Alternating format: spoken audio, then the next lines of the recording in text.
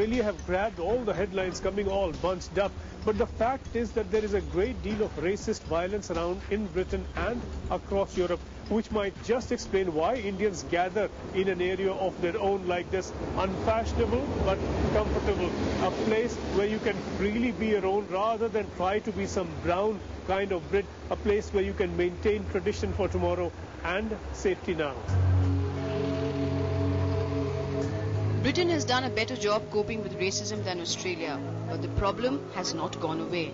I was traveling in the tube, they were drunk, and just because my color of the skin wasn't correct for them, they did abuse me. They didn't physically attack me, but they were about to when somebody intervened. Across Europe, anti-immigrant far-right groups gained in the European elections.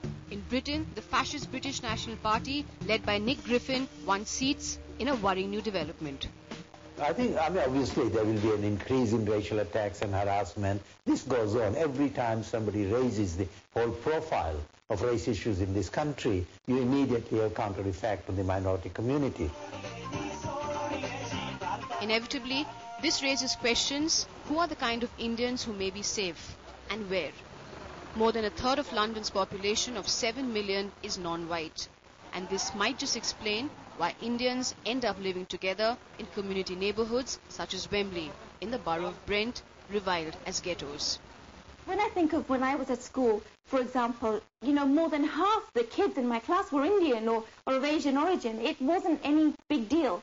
And even now, if you were to pick schools at random, you see such an ethnic mix. And within that ethnic mix, Indians are not just the biggest numbers, but they have been dominant culturally. And some believe that makes Australia-like attacks here unlikely. Indian food has made everyone to bring them closer and closer.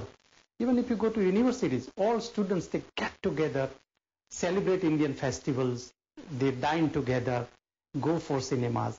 And now Bollywood even has gone into even English people's houses, and our Indian dress sari, that has entered in British homes as well.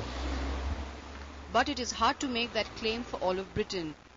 As about the only Indian family in a village in Wales, this Sikh family has paid a price for living away from their community.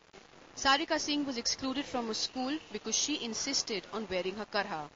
And that topped a long and painful story of racial abuse and harassment. Where the girl actually stood up and called me a nigger in front of all the class.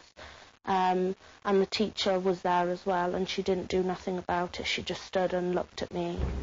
Sarika took her fight to court and won, but not before going through hell at school. I don't think racism... Sarika's family is thinking now of moving into an area where they can live around large numbers of other Indians, where they can be safe and feel more easy. The majority of people in Wales look at Asians or, non-white people, and they think that they have got no knowledge of the outside world, and that because we live here alone, that we've got no rights to stand up and raise a voice.